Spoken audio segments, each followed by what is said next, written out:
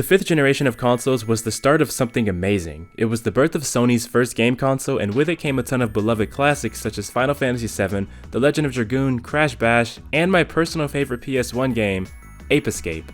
This is a series that's held very dearly to a lot of old school PlayStation fans, myself included, and for good reason. It's got charm, an absolute banger soundtrack, and a pretty fun gameplay loop. It represents an era of Sony that we don't see much of anymore. Nowadays, they've shifted their focus to big budget AAA blockbuster games, which is fine. I mean, I do like some of them like Ghost of Tsushima and Spider-Man, but games like Ape Escape and more, which were made under the now defunct Japan studio, really stood out alongside Sony's other games and, in my opinion, added to the appeal of PlayStation as a whole. Ape Escape had a lot of qualities that made it both a fun game as well as a pretty important game when it came to the original DualShock, as it was a game that required the DualShock to play because it used every single button on the controller. Because of this, the game played differently than other platformers, but it was still a great formula that the sequels would build upon. The game begins with Spectre, a monkey who got a hold of a helmet that made him smarter and allowed him to set free all of the other monkeys in Monkey Park, prompting you to capture all of them. All of the games in the mainline trilogy involve this idea. Spectre is making trouble and you have to go out and capture him. The first game involves a lot of time travel, with each location you visit taking place in a different time period, so you'll visit periods when dinosaurs roamed the earth, as well as periods where everything is futuristic. The third game also involved traveling between different areas, but instead of time, the theme revolves around TV shows, with there being a ton of references to different media. As for the second game, I still haven't played it, mainly because the third game was more appealing to me thanks to its enhanced gameplay and soundtrack, which I'll get into later. As Spike though, the protagonist of the first game, your job is to make use of the mini gadgets you'll unlock as you progress to capture monkeys or get past barriers that you couldn't get through before. These gadgets are useful for different situations. Some can help you complete puzzles like the RC car, which can fit into spaces that your characters couldn't fit in, or the slingback shooter, which you can use to fire off different rounds of pellets to hit enemies or activate buttons that are out of reach. You don't start out with everything though. As you play through the game, new gadgets are introduced to you, which means that throughout the experience, you'll be gaining new abilities that will allow you to accomplish things in earlier levels that you couldn't do before, which gives them a good amount of replayability. As I said before, the gameplay formula was great in the first game, and while I haven't played the second game yet, Ape Escape 3 took that foundation and built upon it in a massive way. First off, animation and movement in general has been improved, with the simple act of running and jumping feeling a lot quicker than the first game. This is great because a platformer's movement mechanics should feel smooth.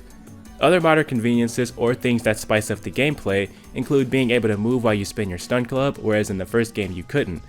This is good for crowd control as you have this massive, fast-moving hitbox surrounding you. Something else that's extremely useful is the ability to hot swap your gadgets by continually pressing one of the action buttons. This makes the process a lot easier because in the first game you had to open the menu and manually swap items, which didn't take too long, but having to do it all at a time was a little annoying. Then there's the game's big hook, which is the ability to transform. Like gadgets, you'll be unlocking these transformations as you play the game, and each one has a different role. You can turn into a ninja, which will allow you to run quicker and balance yourself on narrow ropes. And there's also the Wild West Kid, which kind of turns the game into a twin-stick shooter, where you can fire pistols at enemies in rapid succession. Being honest, this is one of my favorite transformations because of how useful it is for attacking loads of enemies at a time. Each transformation also has the ability to capture monkeys with the press of the right stick. Some of them are just plain easier to capture monkeys with too, so every now and then I'll just transform to make it easier on myself. All of this is also somewhat helped by the fact that the game targets 60 FPS, which, when it hits the target, feels extremely smooth compared to the first game. The only issue is that the game's frame rate isn't that good. Most of the time it dips and feels very inconsistent, but even with the performance, it feels a lot better to play than the original, which is great.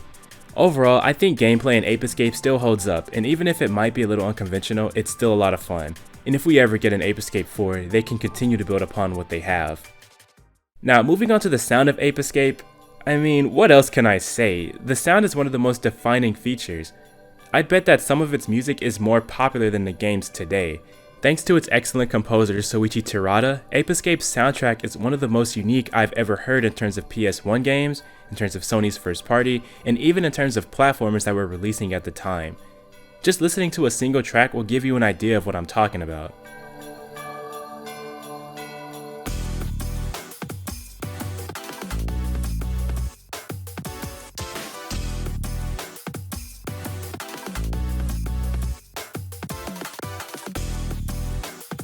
It's heavy on drum and bass and synths, and is still kind of amazing to hear today.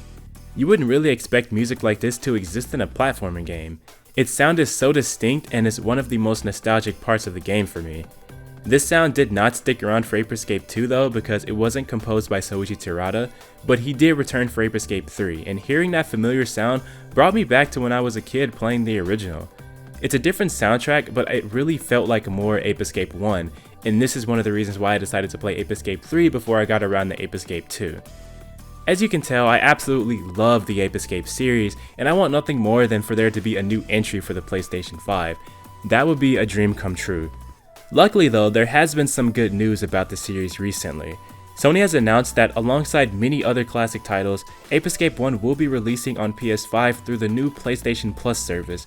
Even greater news is the fact that it will be available for purchase individually on the PlayStation Store, which means that Sony hasn't really forgotten about Ape Escape despite the closure of Japan's studio, and I could not be happier to see the games get some recognition.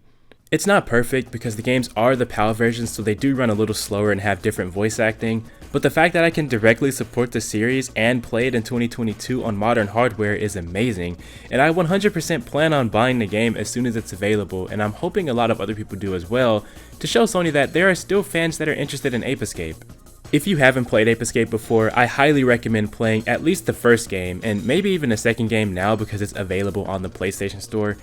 There's a reason why this series is so beloved. But that's all I have to say on Ape Escape. Whether you're a fan of the series or if you're interested in trying them out, let's talk about it in the comments to keep the conversation going. And as always, if you like this video, leave a like. If not, leave a dislike. And if you want more videos from my channel talking about a plethora of games from both PlayStation and Nintendo consoles, hit that subscribe button. Thank you so much for watching, guys. See you in the next video.